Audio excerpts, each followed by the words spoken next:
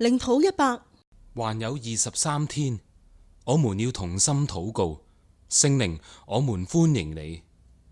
第77天，聖靈向我們顯明神的恩賜。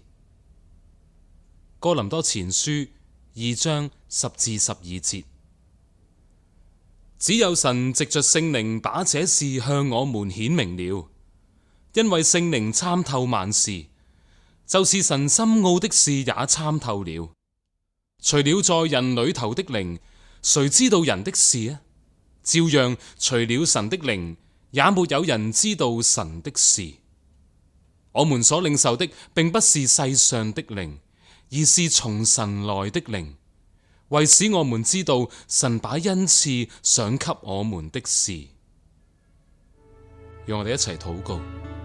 聖靈啊，唯有你參透萬事，也只有你才知道神的奧秘。求你向我們顯明神的恩賜，將十架奇妙的救恩指示給我們。聖靈，我們真歡迎你。你並不是世上的靈，你是從神而來的靈。求你使我們能明白一切屬靈的事。阿門。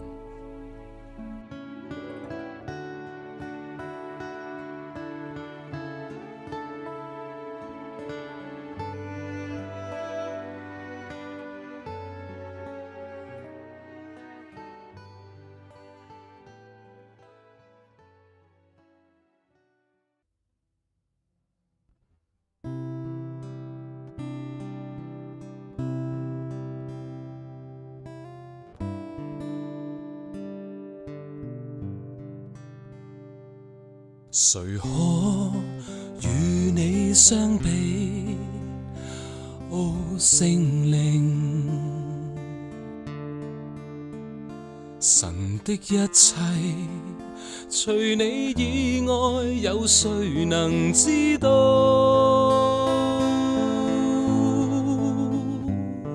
唯有你參透萬事，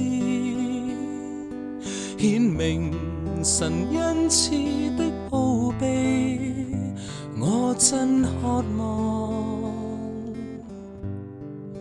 更認識你。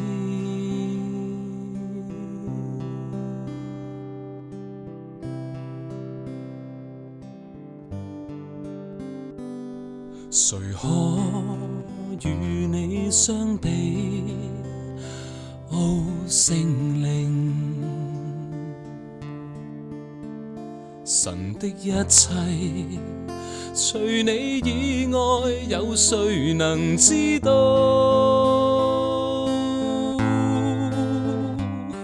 唯有你參透萬事，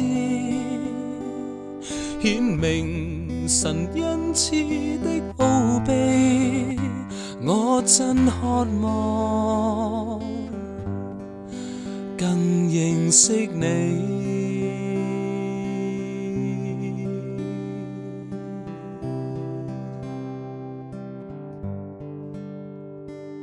誰可與你相比？ô聖靈，